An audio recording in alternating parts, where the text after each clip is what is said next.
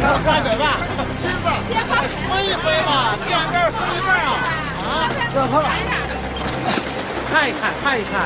哎呀，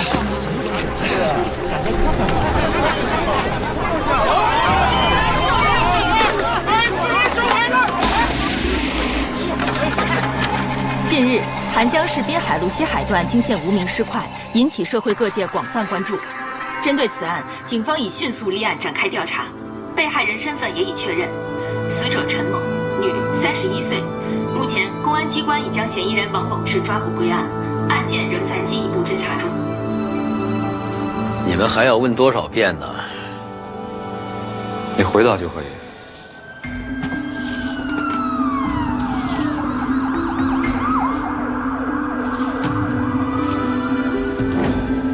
我回到家，发现我媳妇儿在厕所吊死，然后我把尸体摘下来，然后我就分了尸，行吗？我回到家，发现我媳妇儿在厕所上吊了，然后我把尸体摘下来，然后我就分尸了。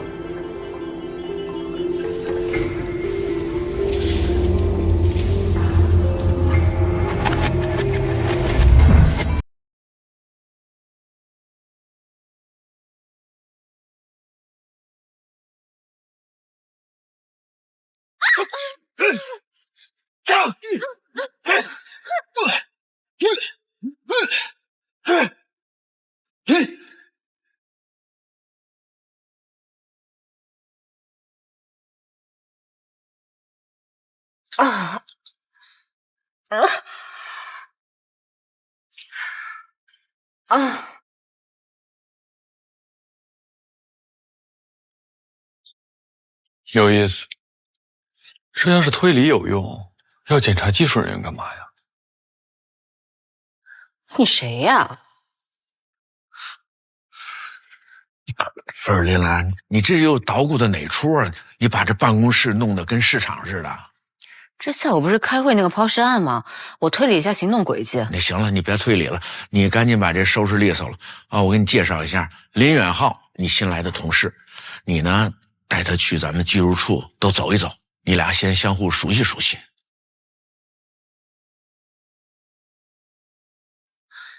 行吧，走吧。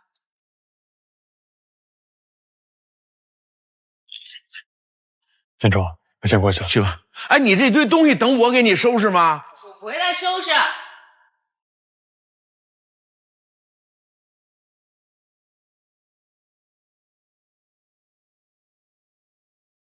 这里是毒物实验室。反射式紫外线成像系统检测仪，指纹无损液显仪，这两款都是世界上最顶尖的指纹显现仪器。我们还用生物技术显现指纹，荧光免疫标记法、核酸体适配技术，不错。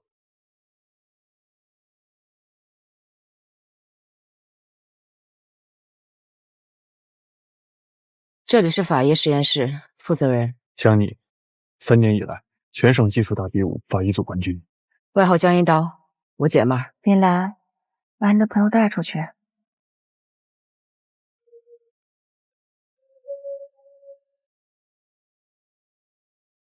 电子数据实验室负责人陆超群，整个鉴定中心年龄最小的实验室负责人，少年天才，当年被中心领导破格录取，慧眼识英。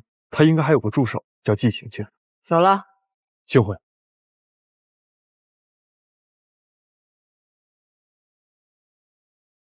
心理实验室，知道这个是谁吗？杨波，年轻一代测谎权威。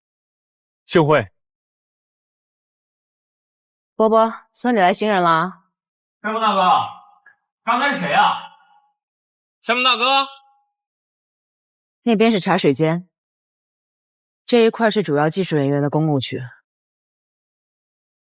这边是会议室，不开会的时候穿便服就可以了。这里是声像实验室，何故从事声像技术鉴定工作多年，业内非常有名气，人称何大拿。哎，别打扰人家工作。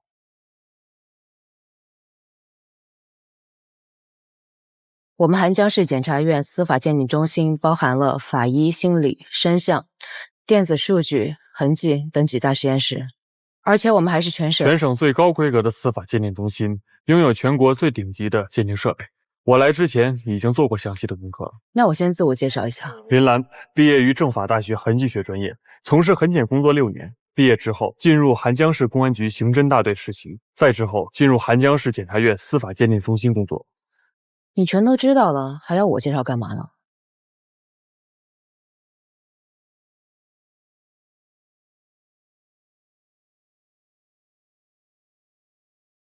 一姐，一姐，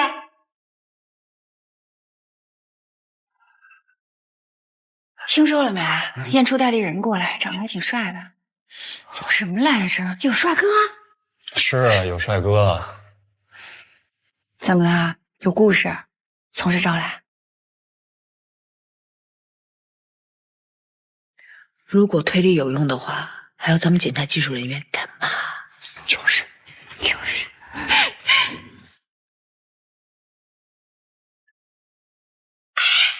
刚才走过去那个帅哥是谁啊？林远浩。比你可强多了。你这写的什么呀？林主，我非常感谢您对我的信任，但是毕竟我犯过错，得让您知道。我要你来之前呢，已经把该了解的事儿都了解清楚了。那你还要我？我让你来是来工作的，我就是要把你憋在心里的这股劲儿给我用在工作上。但是我自己犯的错，我应该承担后果。你还记得你来之前我跟你说了什么吗？记得。我等着看你的成绩呢。把这拿回去。来，各位分享。这个地方就是刚刚发生的是抛尸案案发第一现场。王大治分尸之后，把装尸块的手提袋扔进了海里，结果被一群在海边娱乐的自媒体发到了网上，舆论发酵的很快。为了争取时间，希望检察院的技术人员协助侦查。公安机关对王大治进行了审讯，但是他坚称自己是清白的，没有杀害陈鑫，他只是碎尸。公安在现场也找到了一些痕迹，陈鑫死前极有可能受过家暴的伤害。虽然王大治嫌疑非常大，但现有的证据还无法证明其杀害陈鑫，需要继续侦查。这件案子，公安机关邀请我们检察院提前介入，协助查实王大治。兔队，他说上一周他一直在外面鬼混，回家的时候发现陈鑫已经上吊自杀，而且好像已经死了好几天。根据公安法医的检验来看，死者的死亡时间确实是2到3天前，死因是因为机械性窒息，没有什么出入。导致机械性窒息死亡的不只有自缢，还有可能是他杀。王大治说了，他如果报警呢，他吸毒的事情就会被警察知道，所以他就想是用分尸抛尸的方法来掩盖陈鑫的死。大家可以看一下，地板上的痕迹表明陈鑫被长期家暴过，而我在卫生间也找到了同样的痕迹，很有可能王大治是将陈鑫强行拖进了厕所，饿死或者勒死，最后进行了分尸和抛尸。陈鑫的左臂已经找到了，上面有很多的淤青，这个就是王大治对陈鑫施暴的证据。这样哈，我给大家介绍一下林远浩，这是从省检察院调过来搞痕检工作的同志。因为咱们这个案情比较紧迫呀，所以我让他直接过来开会了。远浩，你看看你有什么想法，跟大家都说一说。好，大家好，我是林远浩。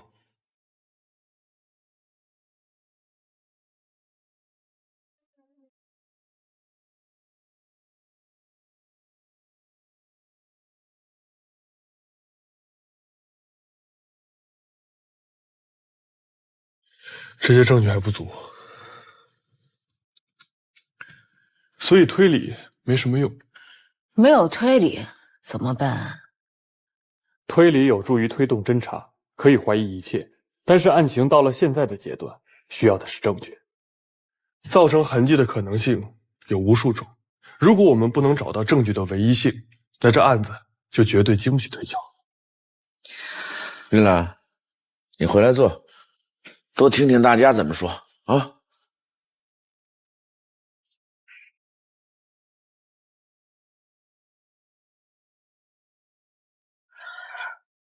林兰的推断跟我们公安基本一致。根据我们办案组的判断，陈鑫的尸罐中一定会有新的发现。不过，那些装陈鑫尸块的袋子，我们目前只找到了一个，当务之急是找到更多的尸块。郑叔，我想申请复勘。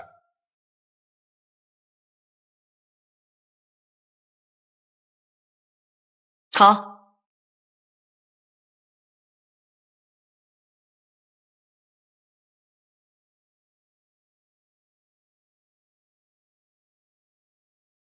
燕初，我不跟他去，你要不让我自己去，别让他去了。哎，咱不是说好了吗？让你带带新同事。我跟你说啊，他可是省里的技术大拿，你好好学习学习。我学他，我是怕人家看不上我，嫌我碍事儿。别贫，让你去你就去。我跟你说啊，临走之前，你给我站好最后一班岗。快去吧。知道了。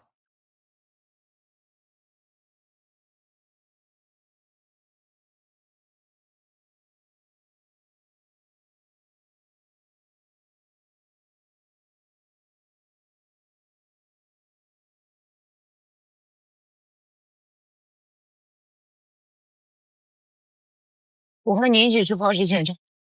不用，我一个人就行。燕初让我去的，因为我想跟你去。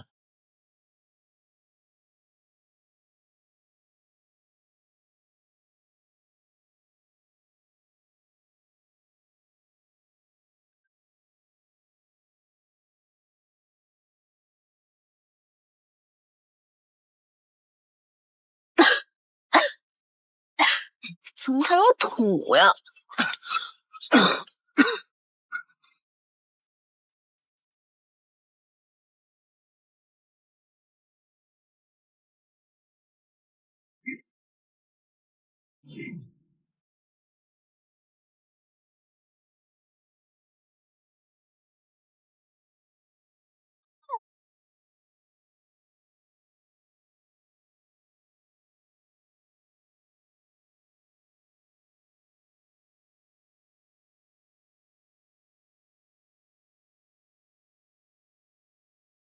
兰姐，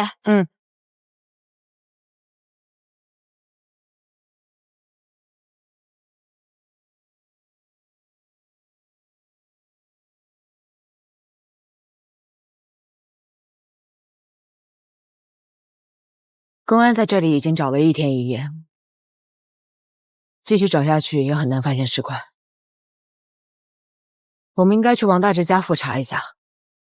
再看看吧。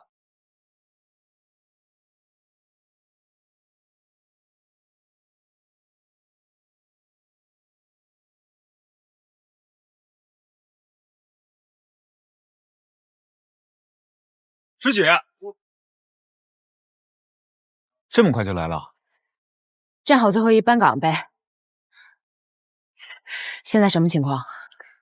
我们对现场进行了地毯式的搜查，这边、这边还有这边，范围很大。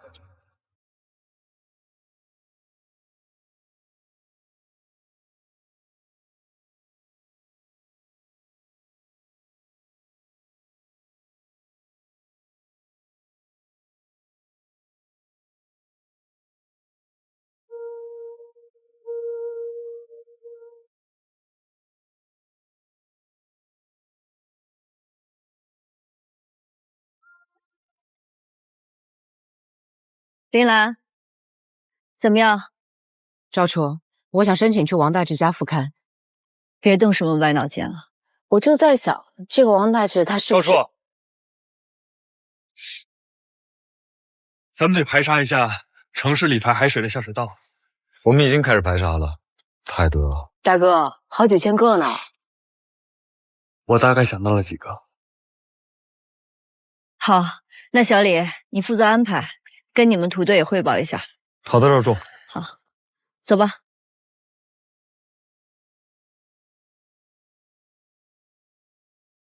喂，土队，对，是。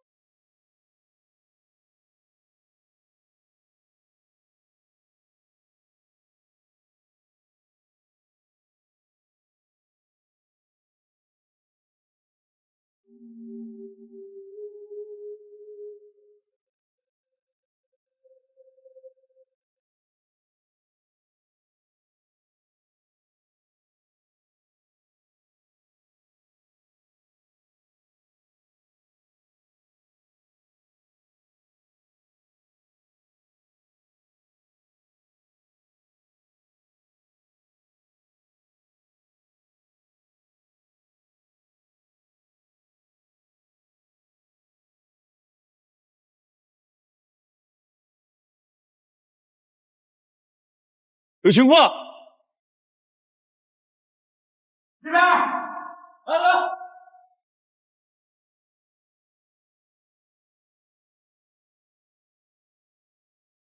交给你了。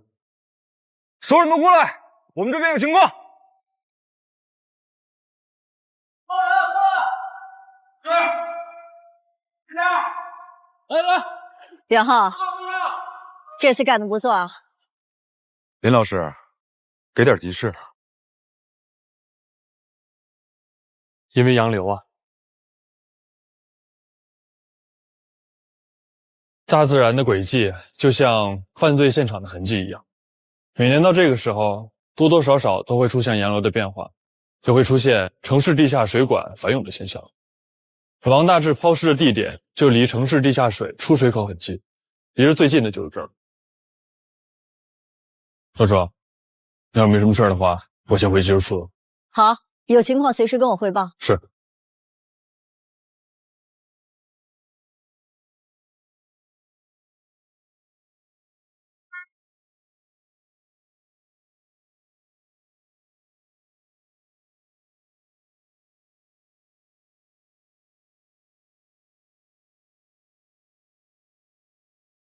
你和陈鑫结婚几年了？5年了。怎么不要孩子？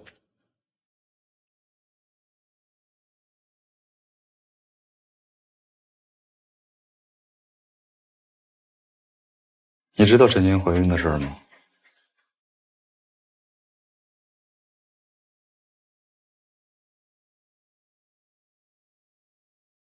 怀孕？我去陈鑫家发现有一件全新的女士呢子大衣，这件大衣完全没有磨损痕迹，我猜测她是准备拿来今年过冬穿的。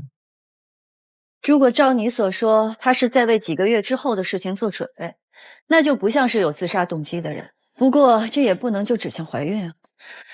陈鑫的身材非常娇小，这件大衣完全不是她的尺码，那她怎么会知道这几个月她会长胖呢？除非她知道自己怀孕了。根据法医的检测，陈鑫生前处于妊娠期。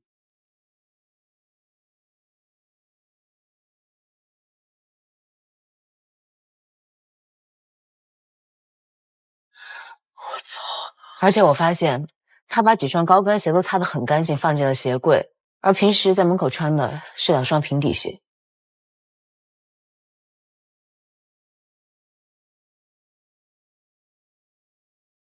最重要的一点，我在她家翻遍了也没有找到卫生巾。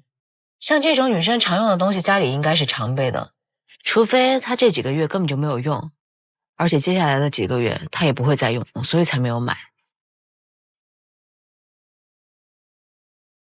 所以我就请我们的医刀帮我做了 HCG 的检测，没想到是真的。但是陈鑫的最后就医记录也是3个月以前了，说明他还没有来得及去见到和检查，就已经身亡了。陈鑫明明知道自己已经怀孕了，也没有去医院检查，也没有见到，看来他还在想要不要这个孩子，很有可能没有跟任何人说过，包括王大治。我操他妈！我操他妈！娘们太狠了，都是报应，都是报应啊！是报应，都是报应啊！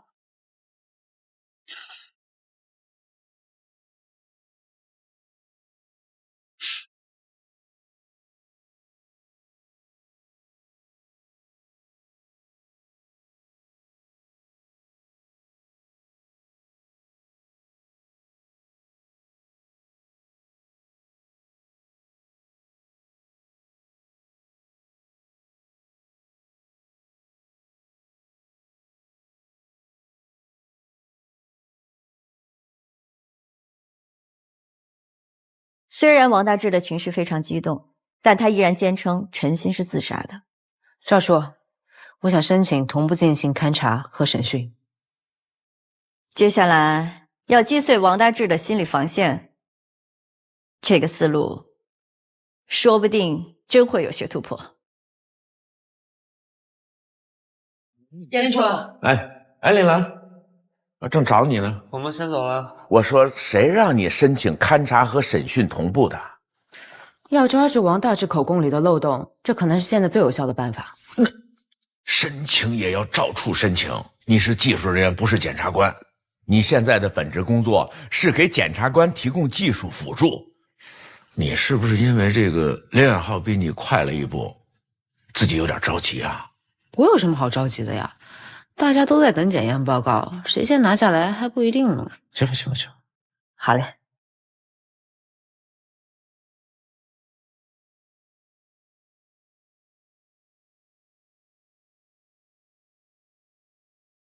刘老师，我要去勘查和审讯，你要去吗？同步进行勘查和审讯，因人而异，误差会很大。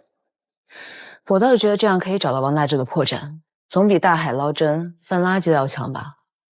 找证据的本身本来就是大海捞针，上学的时候老师没教过你吗？抱歉，我说多了。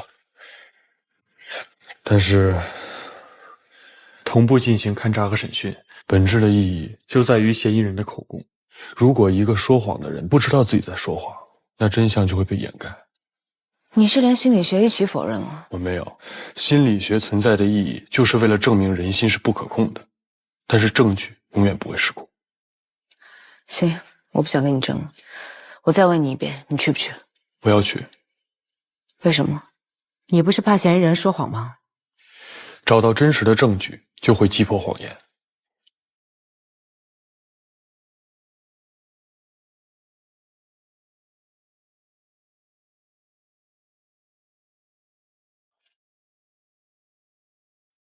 1、2、3，1、2、3。通讯正常。开始。双儿，开始吧。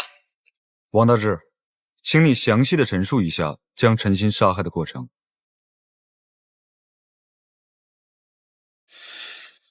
我他妈的！哎，注意你说话的言辞。我说过很多次了，人不是我杀的。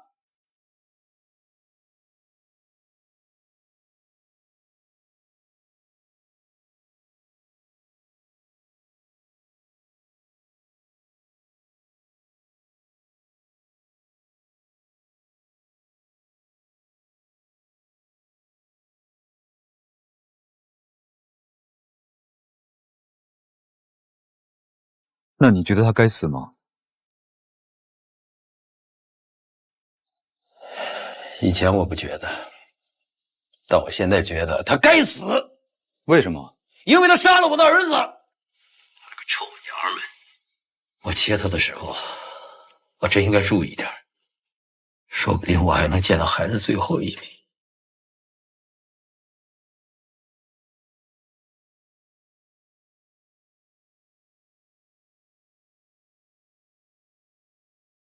赵处，你问一下王大志，他看到陈鑫上吊的工具是什么？说说你是怎么发现尸体的？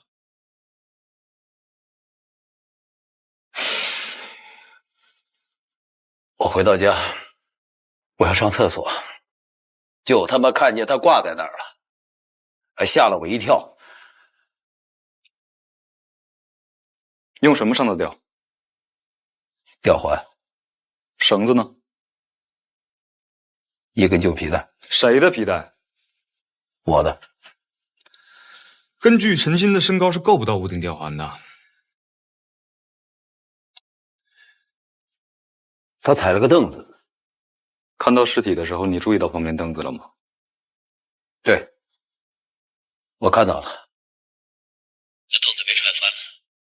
你问一下王大志，陈鑫的尸体离地面有多高？陈鑫的双脚大概离地有多高？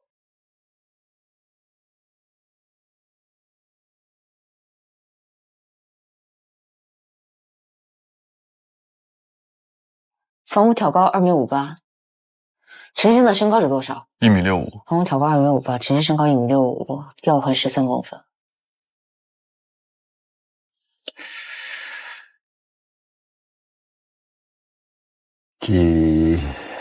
这么多是怎么说？就是那个30-40公分吧？确定吗？差不多吧。30-40公分。他一直在犹豫，抓紧问他。不是上吊。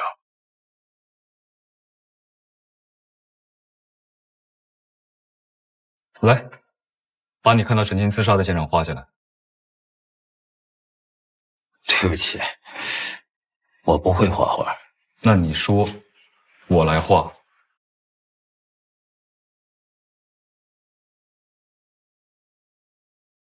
发现颈部尸块的时候，我大概查了一下勒痕，应该是绳圈。你刚才怎么不说？法医没给出结果，不能随便说。我最后一次问你，你看到陈鑫自杀的现场是这样吗？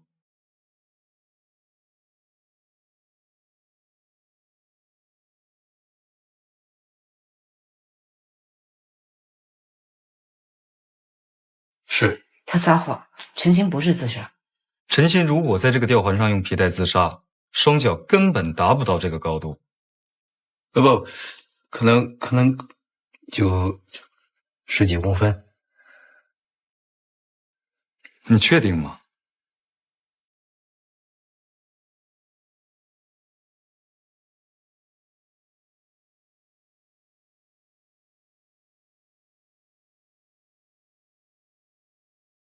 我在厨房附近发现了残留的血迹，问一下王大志是否家暴过陈鑫。你对陈鑫家暴过吗？什么呀？你打过他吗？我们在你家中发现多处陈鑫的血迹残留，但并非分尸造成的血迹轨迹。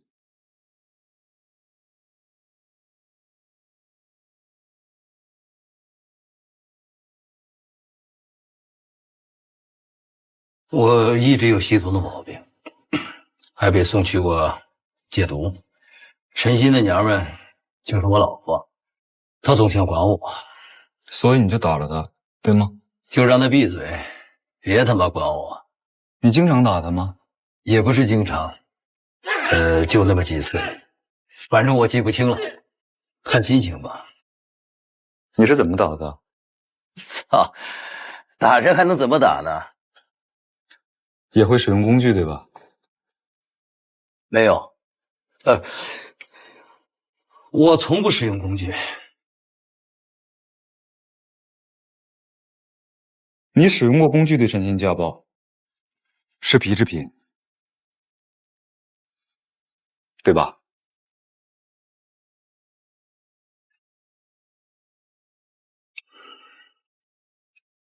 我有一根牛皮绳子。牛皮绳是怎么来的？说不清怎么来的，就是我用着顺手。看来这一次王大治该全料了。不要预判，你怎么用它实施家暴的？就是我老婆把我惹烦了，我就用这个绳子勒她，我一勒她，她就认错。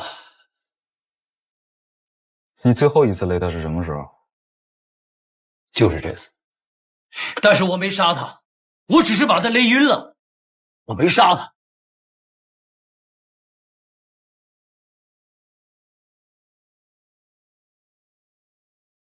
咱们要不要用点策略？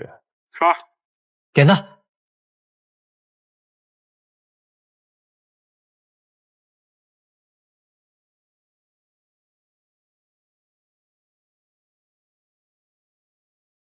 你在说谎。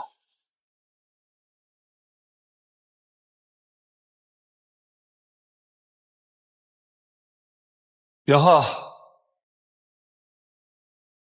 公安机关撤销案件了。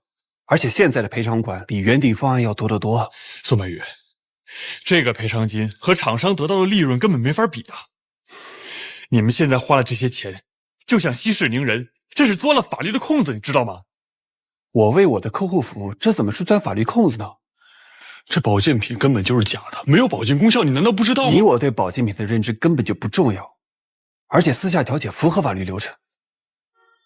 但真相不是这样的，真相是什么？真相是消费者得到了他们想要的，工厂没有倒闭，没有大批工人因此而失业，这难道不是最好的结果吗？宋白宇，你管这个叫最好的结果是吗？啊？那些被欺骗的消费者怎么办？谁来管他们？这些老人攒了一辈子的血汗钱，就希望自己的身体好一点，不给自己的儿女添负担，到最后被骗得血本无归。宋白宇，如果是你的爸妈，你愿意吗？如果嫌疑人最后逍遥法外，到时候换个名字继续骗人，又有多少人被骗？你没想过这些啊？袁浩，你别激动好不好？我们现在谈论的是法律，你不应该站在情感和道德的角度上去审视法律啊。我不觉得情感和道德站在法律的对立面，但是我现在觉得有人在践踏法律。这怎么能叫践踏法律呢？天底下这样的事情多了去了，像钱老板这样人多了去了，你管得过来吗？那我，哎，叔叔，这事有啊，这事我知道，你们先别走，你们先别走，好，叔叔阿姨，你们先别走好吗？我知道，不要再说这无意的事情了，这赔好不好？偿金拿了，他们会继续骗人的，叔叔，哎，陈叔叔，陈阿姨，我们有事儿，我们还要不是，咱不是说好了吗？不是，你们先不能走，你不能。行了，袁浩，行了。哎呀。哎，你怎么哭丧着个脸啊？哈，因为我没被搞进去，对吧？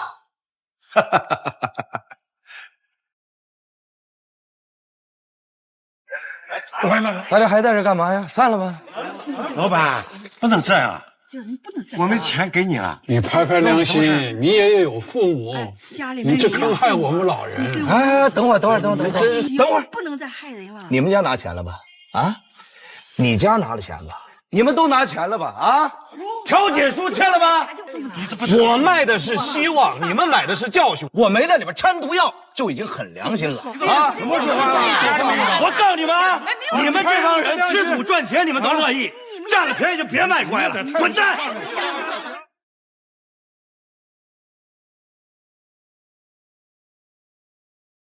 我可告诉你们啊，我给你们每个人的钱，比你们在我这花的可多了去了。你们这是法盲，滚蛋！滚！干嘛呢？干嘛呢？干嘛呢？老东西，我他妈弄死！这次是一拳，下次是审判。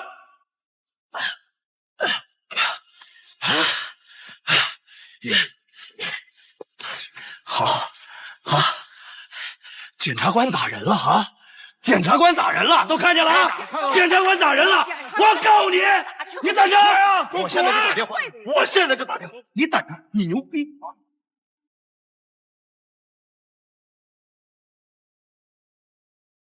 没有人性的东西！这个视频在网上已经传疯了，还打伤了人，造成这么恶劣的影响，停止！